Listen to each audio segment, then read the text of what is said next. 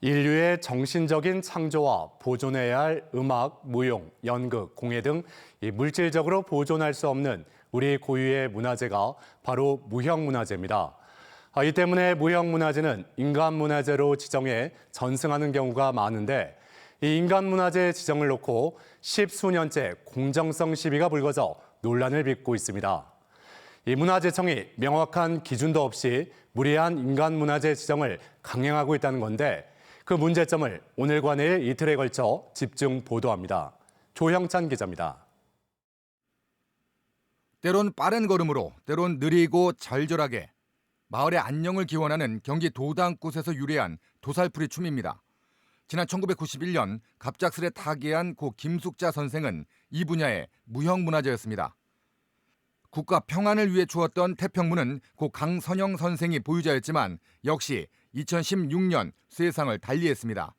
그런데 이 무형문화재 보유자들의 후계자 지정 심사가 진행된 지난 90년대 초부터 공정성 논란이 계속되고 있습니다. 도살풀이 춤의 경우 무형문화재 보유자가 전수교육조교를 정하지 못한 채 타계했을 경우 문화재 지정을 해제해야 하는데 당시 문화재관리국은 이를 어기고 전수교육조교 2명의 지정을 강행했습니다. 이후 보유자 인정심사에서도 무용기술 점수를 높게 받은 응시자가 탈락하고 조교가 그대로 보유자로 인정 예고됐는데 이 과정에서 실력이나 문화재 원형과 상관없는 밀어주기가 있었다는 주장이 끊임없이 제기되고 있습니다. 그 회의를 하는데 그냥 과장이 일방적으로 조교로 갑니다. 조교로 뽑아주세요 해서요. 말 한마디 다 못하고 이 선생님께서도 얘기를 못 하셨다고 그래요. 특히 태평무와 승무 등 다른 무형 분야 문화재 심사 과정에서도 각종 문제가 불거지면서 전문가들이 비대위까지 꾸려 정상화를 요구하고 나선 상황입니다. 지난 2015년에는 심사위원 명단 유출과 편파 구성 등의 문제로 심사 자체가 원천 무효화됐는데 문화재청이 이를 다시 들고 나와 무형문화재 지정을 강행하려 한다는 주장도 제기됐습니다.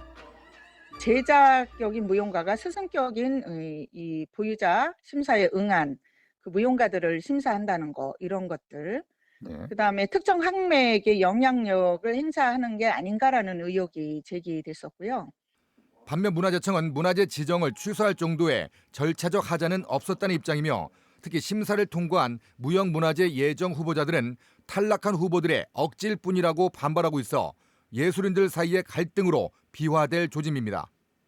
추가적으로 기량 확인이라든가 점검이라든가 이런 불필요한 부분들을 선정을 했기 때문에 향후에 소위원회를 구성을 해서 어떤 방식으로 그걸 진행할지 논의를 하고. 무형문화재는 그 분야에서 수십 년 된 원형 보존의 문제와 도제식의 전승 과정 등 외부에서 옳고 그름을 판단하기 쉽지 않은 어려움이 있습니다. 하지만 문화재 보존 차원에서 전통과 원형을 제대로 살릴 수 있는 보유자가 선정돼야 하고 또 심사 과정이 공정해야 하는 것은 기본적인 원칙입니다. 이 때문에 문화재청이 문화계 전반의 여론을 겸허히 들어야 한다는 목소리가 커지고 있습니다. MBC 뉴스 조형찬입니다.